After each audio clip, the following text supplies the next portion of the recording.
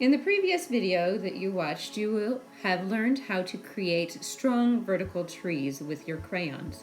In this video, we're going to add watercolor on top as a watercolor resist. I have my watercolor set here. Now, remember, watercolor just needs water added to it. I got a paintbrush and I have water. Now, you see I'm taking blue first because I'm gonna fill in the sky. Now, I want it to be a medium blue, so I'm gonna add a little more water just to make sure. I can always dry it off. And I'm going to go in between the tree trunks. Now, I have extra paint at the top, and as I go down, it gets lighter and lighter and lighter because the water starts to fade the paint. If you look outside, this happens naturally as well. So I'm going to use the watercolor to my advantage. Now you notice I'm getting right up to the edge of my tree trunk, but it's not going over. And the nice thing about crayons and watercolors is they don't like to mix. So I can get right up on the edge and go right over top of my crayons, and it will not cover up my crayons if I've pressed hard enough with my crayons. I think I have. I like to make sure those are nice and dark anyway. So I'm going to take my paint in between. I'm not going over top of my trees because I don't want my trees to be blue. Oops, there's a little bit right there. That's all right. One little bit doesn't hurt. I can even just take a little paper towel or a napkin and see if I can dry that out real quick before it dries too far. All right. So, and I'm just going to continue working to paint in my blue sky. Every time I get new paint, I'm going to start at the top so that I can fade it to light blue as we go. So I added more water to get that part to go out to light blue. I need to add a little more blue here so it blends well with the other side. All right, now I'm going to try something. I'm going to keep going. Over the top of this one, I can just go straight on top of it. You see how that water just went right out of the tree trunk? And you can see the texture of my crayon showing up there too. But because that was one long thin line, I didn't need to worry about it turning blue in the tree because the tree is solid. So if you want to color in your trees solid with crayon so you can paint the blue sky straight over top of it, that is another option, another idea that you could do.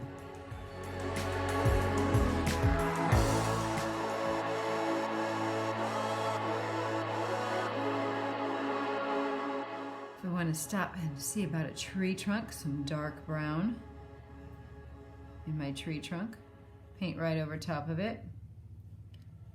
All right, there goes my tree.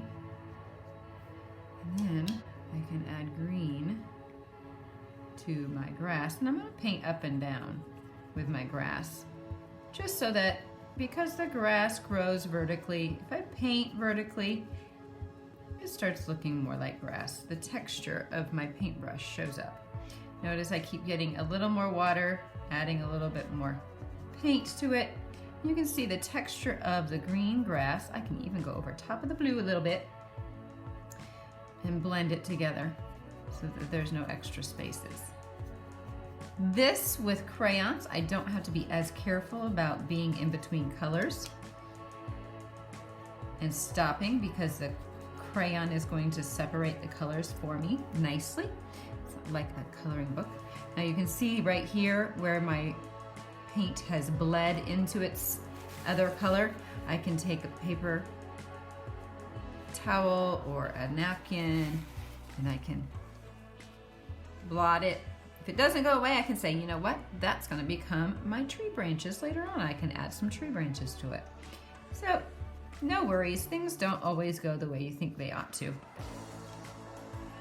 I'm just going to keep painting and watch.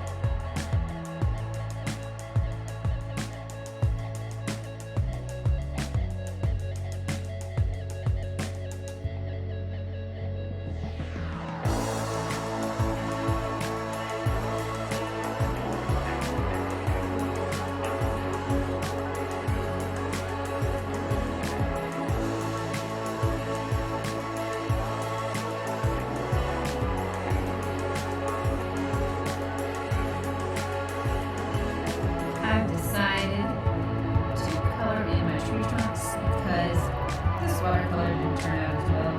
As big of a difference in color as I thought it would be. I'm just going to color them in with crayons so I can color my sky solid over top the trees. Let crayon resist the watercolor so that it will just paint over top of it and only paint in the white areas that I've left for the sky.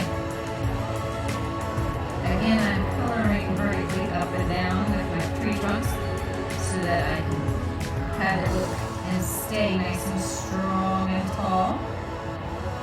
I have a little bit different color brown because I had different kind of a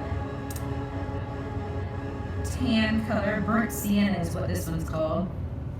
Some special names. I have to be careful over here where I've already painted that I don't get too many fingerprints in my paint. So I've got my thick lines, I've got my thin lines, I've got my extra wide tree trunk here. This one's been around for a long time. The bigger the tree, the older it is.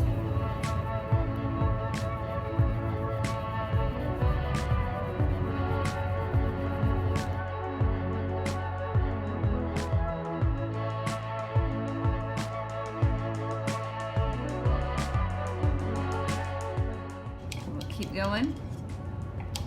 You might get a little bit of paint on your table. If that's a problem, make sure you put a little bit of newspaper or something down on the table before you begin.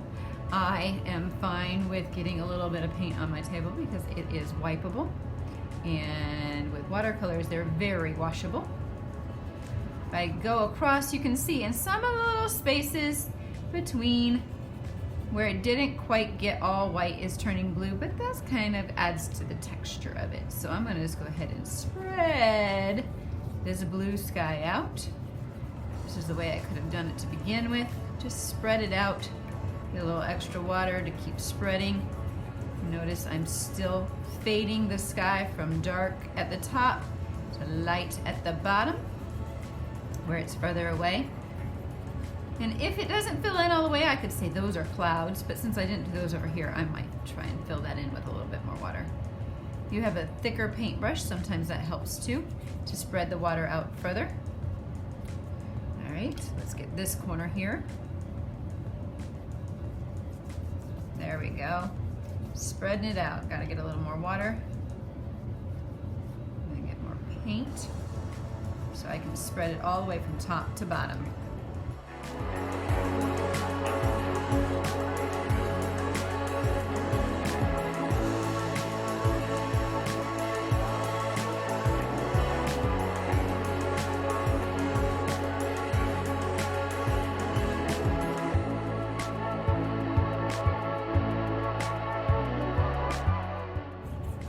All right, and rinse out my brush, wipe it off. You can dry it on a paper towel or a napkin.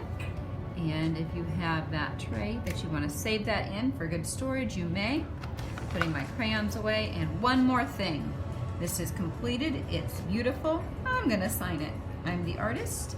I'm proud of this hard work, so I'm going to put my initials, which is how I like to sign my artworks. And this is your close-up view of trees. All nice, strong vertical lines showing how strong a tree can grow.